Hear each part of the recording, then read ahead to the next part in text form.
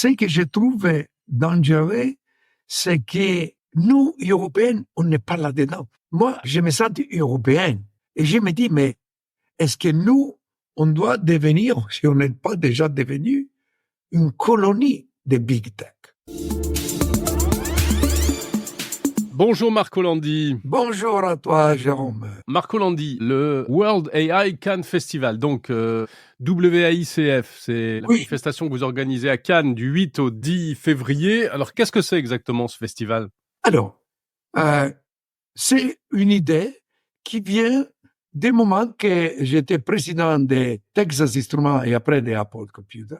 Et j'allais tous les années à Cannes à présenter les nouveautés parce qu'il y avait les Global GSM Forum.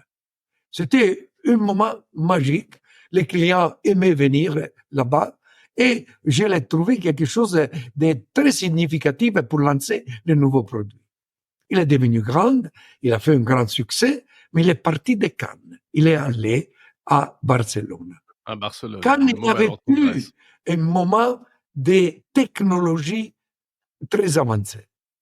Moi, je me suis lancé ici dans notre département à aider le président Genesi dans la transformation numérique du département. On a créé la maison de l'intelligence à Sophie Antipolis. C'est une manière de commencer à préparer les jeunes et surtout les filles, parce qu'on a besoin de plus en plus de filles dans les nouvelles technologies, pour les préparer à partir des collèges aux nouvelles technologies. On a déjà fait passer à la MIA, à la maison de l'IA, plus de 12 000 étudiants. On veut les faire passer tous les 70 000 qu'on a dans les collèges, pour passer après au lycée et après à l'université. Parce que pour développer Sophie Antipolis, ce qui est aujourd'hui la plus grande technopole d'Europe, 40 000 personnes, on a besoin de temps. Il faut partir des collèges. Alors, dans toute cette initiative sur laquelle j'ai travaillé, on a commencé à avoir beaucoup de startups. On a maintenant 168 startups à Sophie Antipolis dans l'intelligence artificielle. Et l'idée m'est venue de dire, mais pourquoi pas créer un événement qui donne visibilité à ce que nous on fait dans les départements, mais aussi projette les startups dans le monde entier. Et je n'ai parlé avec le président Genesi, avec les maires de Cannes, qui ont eu vraiment la vision de tout ça, qui ont dit, oui, c'est ça qu'il nous faut.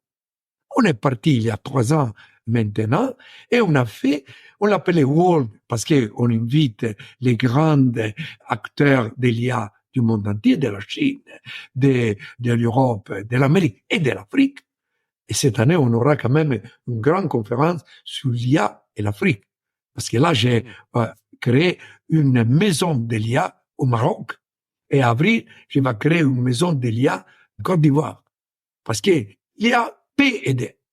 On va pas résoudre tous les problèmes. Mais déjà, dans la maison de l'IA du Maroc, il y a 6 startups qui sont en train de commencer à développer. Et c'est tout ça que je pense, il faut dans l'entier continent les aider. On va faire une conférence au World AI Campus. Pourquoi? Parce que maintenant, on est parti pour donner la visibilité à notre département, à Sophie Antipolis, mais on a vu un intérêt de débattre sur l'intelligence artificielle. Et notre World AI Campus a ça de significatif. Il est totalement dédié à l'intelligence artificielle. Si tu vas au CES, tu as perdu. Tu as trop de choses. Quand même, c'est beaucoup plus large. On l'a vu encore cette année. Il y avait de l'IA, mais évidemment, il n'y avait pas que ça. Mais il a peut-être, je pense, trop de choses. Comme Vivatech, il est large, mais les nôtres, on veut les tenir sur la discussion, sur le dialogue. Qu'est-ce qu'il faut faire pour éviter il va à nous dépasser, parce qu'il faut faire, parce qu'il y a soit vraiment fait là pour servir l'humanité. Et qu'est-ce que sont les plus grands défis qu'il y a nous donne? Comment vous voyez justement l'évolution dans les prochaines années? Là, l'année 2023 a été incroyable parce qu'elle a été à toute allure avec le lancement de ChatGPT et de tout ce qu'il y a eu après. L'une des caractéristiques, notamment, c'est la vitesse. C'est la vitesse à laquelle tout cela avance. Il se passe aussi des choses au niveau des entreprises avec des comme ça, des pépites qui sortent. Est-ce que ça va trop vite selon vous? Trop vite, je ne dirais pas. L'homme, il doit rechercher, il doit trouver. Ce que je trouve dangereux, c'est que nous, Européens, on n'est pas là-dedans. Moi, je me sens européen. Et je me dis, mais est-ce que nous, on doit devenir, si on n'est pas déjà devenu, une colonie de Big Tech? Parce que, Jérôme, quand on parle de l'intelligence artificielle, il n'y a pas que l'algorithme. Après l'intelligence artificielle, tu dois la mettre dans les silicon. Nous, on n'a pas. Aujourd'hui, tout est Nvidia. Il y a un petit peu d'Intel, mais les GPU sont Nvidia, américains, qui utilisent la fab de Taïwan, qui a le risque de l'envie de possession de la Chine. C'est vrai que maintenant, ils cherchent de faire des wafer fab ailleurs, mais il coûte 20 milliards. Combien il peut le faire? C'est pas possible que nous, Européens, on n'a pas, ni même pas les silicon. Mais après, tu as l'IoT, tu dois prendre des données, l'IA marche avec les données. Où est-ce que tu mets aujourd'hui toutes les données? Dans des grands sites de Big Tech. Ça, c'est les débats que je cherche d'ouvrir dans toutes les conférences que j'ai faites, et c'est la raison pour laquelle j'ai créé l'Institut Europe IA, pour débattre ces problèmes-là. Et qui a créé le World AI Camp Festival? Qui est le propriétaire de la marque? Et l'Institut Europia, avec la CEMEC et le Palais des Festivals de Cannes. Mais c'est nous, Institut Europia, qui on a ouvert le débat, qui on veut maintenir ces débats, parce que il faut pas parler de l'IA comme algorithme, il faut parler de tout le macrosystème autour de l'IA.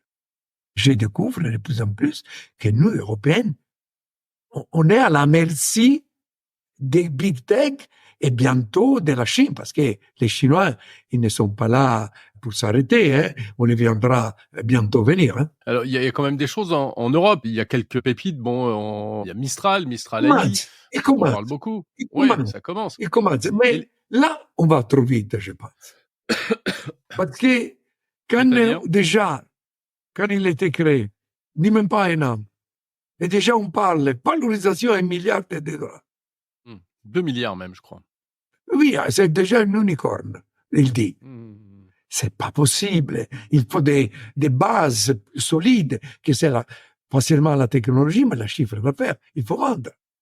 Avant qu'on arrive à une bulle spéculative qui va tuer quand même ce que nous, on sera été capable de créer.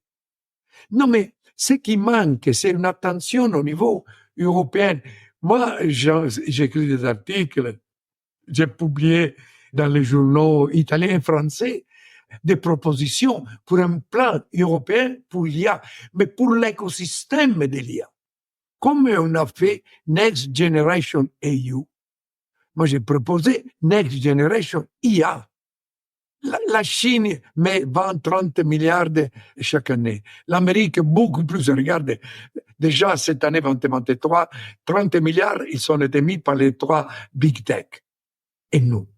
Les efforts de réglementation de l'Union européenne, vous en pensez quoi? Ça va dans le bon sens ou bien c'est le risque, c'est de freiner les initiatives et l'innovation? Alors, il faut qu'il y ait des règles. Il y a dans les développements qu'on est en train de faire à des risques, beaucoup de risques. Il y a des risques sociaux, il y a des risques politiques, il y a des risques d'information. Avec l'IA aujourd'hui, on peut faire des deepfakes qui sont terribles, qui peuvent influencer quand même des campagnes électorales. 2 milliards de citoyens vont voter cette année. On a déjà vu ce qui s'est passé avec les questions de Trump. Je ne vais pas revenir en arrière, parce qu'on les connaît bien. Après, on a l'autre grand défi. L'IA, il va transformer la façon de travailler. Je ne sais pas si vous avez lu récemment que l'entreprise qu'il a licencié 6000 personnes, et il a dit clairement, on les licencie parce qu'ils sont tous remplacés par l'intelligence artificielle. 6000, ça c'est la première fois qu'une entreprise dit clairement qu'il réduit à cause de l'intelligence artificielle. Et tout ça, il est sous nos yeux, on sait bien qu'il va passer, qu'il va être pire. Pour le moment, Jérôme, l'intelligence artificielle, la technologie va exponentielle. L'utilisation, surtout en Europe, de l'IA, elle est encore douce. Et encore, il y a un grand gap entre la technologie qui est introduite et les niveaux d'utilisation. Mais si le niveau d'utilisation monte, qu'est-ce qui va se passer? Et là, il y a tout un débat. Moi, je l'ai ouvert, je suis allé à la Commission européenne parce qu'il y avait des conférences et j'ai lancé ce que j'appelle le projet des 3 R. Mais il faut réfléchir maintenant, pas attendre 5 ans. Retrain, reduce hour of travail, redistribute. 3 principes sur lesquels on devrait avoir une stratégie. Et c'est mieux de commencer à la réfléchir aujourd'hui que se retrouver avec encore des forts contre les politiques parce qu'ils n'ont pas réfléchi. Regardez ce qu'ils sont en train de faire les agriculteurs, surtout en France. Très barriqué. Alors, la Commission européenne fait très bien de mettre des règles. Et moi, je les vois comme un permis de conduire. Tu as une voiture. Tu dois avoir un permis de conduire. L'IA est une grande voiture qui va aller à une vitesse dangereuse, qui peut être utilisée comme une arme, qui est encore pire d'une arme parce qu'il est méconnu. Tu ne l'identifies pas. Il y a le risque qu'on peut, avec ça, bloquer l'innovation. Mais je préfère ça à une innovation qui soit déchaînée, qu'il n'a pas vraiment un contrôle. Le problème, c'est qu'on a fait un contrôle pour une IA qui vient des États-Unis et viendra de la Chine. Ça. C'est ça le problème. À quoi?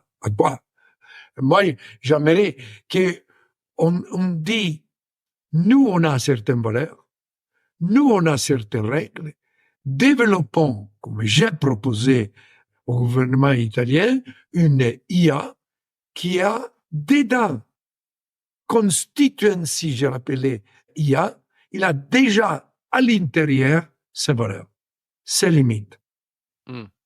Mais c'est difficile. Est-ce que ces valeurs et ces limites sont compatibles avec l'idée d'innovation et avec le mécanisme capitalistique qui fait fonctionner les entreprises en question? Non, ils ne sont pas. Malheureusement, ils ne sont pas. Mais il faut qu'on prenne une décision. Pour exemple, je l'ai dit, on a les Next Generation EU. L'Italie prend 215 milliards. On pourra prendre 500 millions pour créer une IA générative avec insérer à l'intérieur les valeurs qui sont à nous, qui sont propres à nous. C'est pas possible. Surtout parce que il faut préparer les jeunes. Mon idée, c'est qu'il devrait être open, comme il devait être OpenAI. Après, il faudrait faire payer. Mais il devrait être open. Il devrait être donné aux écoles, aux entreprises, aux institutions, pour commencer à devenir de plus en plus AI-prone. Ben c'est la stratégie de Mistral ou même de Meta, qui parle beaucoup d'open source aujourd'hui. Meta, il faut toujours faire attention parce que on ne sait pas. Meta devait être Metaverse. Il est complètement disparu. Là, je pense que je ne sais pas ce qui s'est passé. Le Metaverse a été absorbé dans l'IA. Oui, oui. Il s'est trouvé déplacé complètement avec la sortie de l'IA. Vraiment, c'était un coup terrible. Ouais, le ChatGPT. Mais ils ont les ressources pour aller. Bon, il faudrait, si Mistral a vraiment cette stratégie, mais l'argent qu'ils ont mis là, c'est des personnes sans des niels. Je ne sais pas s'ils vont le vraiment faire open. S'il est vraiment open, que c'est bien, qu'il devient un produit européen, on sera tout là derrière. Mmh. C'est pas un peu la même histoire qui se répète indéfiniment, Marc Rolandi, ça? C'est pas un peu comme du GPS à l'informatique en passant par Internet, etc.? C'est la même histoire, elle ne change pas. Mais, regardons cette histoire. GPS, c'est nous, Européens, qui l'a créé. Aujourd'hui, on est dépassé par la Chine, qui est déjà au 6. Ils ont déjà lancé les satellites pour les 6. Et nous, on est en train de se débattre sur le 5. Sur Internet, c'est nous, au CERN, qu'on l'a créé. Qui a profité de ça? L'Europe? Ben voilà. Mais là, malheureusement, on devrait dire des choses un peu plus fortes, mais il faut qu'on ait une conscience beaucoup plus forte de l'importance de cette technologie, de toutes les nouvelles technologies. C'est vrai qu'il est important l'agriculture, il est fondamental. C'est vrai qu'il est important les changements climatiques, mais il est aussi important les nouvelles technologies. Surtout parce que ces nouvelles technologies, pour être capables de résoudre les problèmes et dans l'agriculture et dans l'écosystème, dans l'écologie, on a commencé à parler de Gaïa. Je ne sais pas si tu te rappelles, parce qu'on avait compris qu'on ne pouvait pas donner tous notre données au Big Tech. Qu'est-ce qu'il y a de Gaïa? Gaïa X. Il y a plus de X, il n'y a plus de Gaïa. On ne sait pas. Ouais. On a Galileo, qui devait être le grand système pour avancer. Nous, on a inventé les GSM. Nous, Européens. Ici, à Sophie Antipolis. Etsy. Mais on n'a pas su Il y a quelque chose, mais quand l'Europe, parce que Jérôme, il faut quand même le dire, quand l'Europe se met ensemble, regarde Airbus. Ouais. Qu'est-ce qu'on serait, nous, sans Airbus? Quand l'Europe se met ensemble, elle sait faire les choses. Next Generation EU est un grand succès. Pourquoi pas faire quelque chose de spécifique sur les nouvelles technologies, sur l'écosystème de l'IA? Parce qu'il faut réfléchir qu'il n'est pas que l'algorithme qui compte. Il est tout ce qui va autour qui est très important. Et on n'a plus de souveraineté numérique. Alors tout cela, il en sera question au festival Et nous, on de l'IA. ça au festival de Cannes. On a, si on va sur le website du festival, presque centaines de conférences. Pour exemple, on a aussi une conférence sur les quantum computers, que la prochaine étape, c'est les quantum computers. Ouais, c'est l'étape d'après. Et nous, on veut les discuter. Mais c'est pas d'après dans le sens qui dit, on va réfléchir dans 5 ans. Il faut commencer à investir aujourd'hui pour ne pas être déplacé. Semi-conducteurs, quantum computer, IoT, ça c'est les débats que nous cherchons. Et de les mettre en question vis-à-vis de tous les grands acteurs de l'IA. Et nous, on est ouvert à la Chine, on est ouvert à l'Arabie Saoudite. La star cette année sera l'humanoïde Sarah, qui a été créé par un Libanais en Arabie Saoudite. Ah ouais, vous pouvez nous en parler un peu de ça? Alors, 2023, on a amené Sophia. Ouais. Sophia est un robot humanoïde qui a été créé à Hong Kong. On l'a utilisé aussi pour faire comprendre qu'est-ce qu'on pouvait mettre comme intelligence dans des robots humanoïdes. C'est un bon succès. Les gens, ils l'ont bien apprécié, mais c'est pas les plus avancés. Les plus avancés est Sarah. Sarah, une humanoïde qui commence à avoir à l'intérieur de l'intelligence artificielle. On commence à avoir une interface entre la partie mécanique et le cerveau, si je peux dire. Sarah représente à ce moment-là les plus avancés possibles. C'est très intéressant qui vient. Et nous, on va l'utiliser aussi pour lui faire ouvrir le festival. Il sera à côté du président Genesi, du maire Lisnard. Elle va à ouvrir le World AI Camp Festival. Et après, on va lui faire des interviews par des journalistes. On va lui mettre en évidence avec les publics et devrait devenir, je suis sûr qu'il sera la star de notre World AI Camp Festival comme attractivité. Qu'est-ce qu'il a de particulier, ce robot Sarah? Est-ce qu'il est véritablement plus avancé qu'un robot conversationnel, un ChatGPT ou autre? La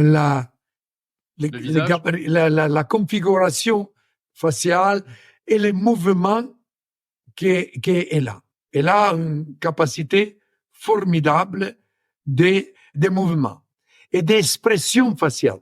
Elle est vraiment les plus avancées possibles.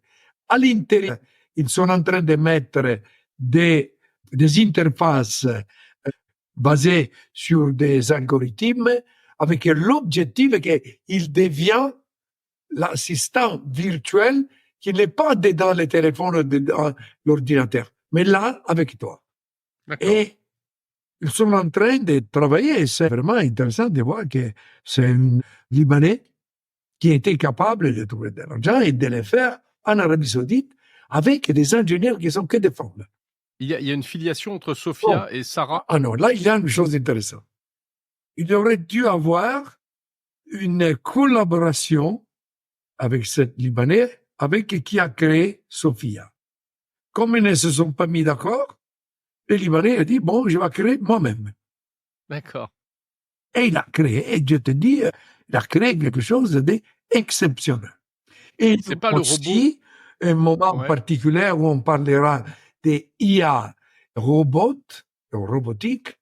On a fait une coopération avec les magasins robots et intelligence artificielle d'Alain Bensoussan, qui est devenu les défenseurs des droits des robots. Ouais. Et on va faire une conférence sur ça. Et là, on va présenter les robots des Enchanted Tools, que je pense que tu connais, sont des jeunes Français de Paris. Tout à fait. Petit robot. Jérôme Monceau, notre Jérôme. Tout à fait, qu'on a déjà reçu sur Monde Numérique. Voilà. Eh ben, très bien. Donc tout cela est à voir au WAICF, le World AI Cannes Festival, comme son nom l'indique, une autre sorte de festival de Cannes, du 8 au 10 février 2024. Merci beaucoup Marco Landi, ancien président de Texas Instruments, ancien président d'Apple Monde et aujourd'hui dirigeant de la société Quest IT.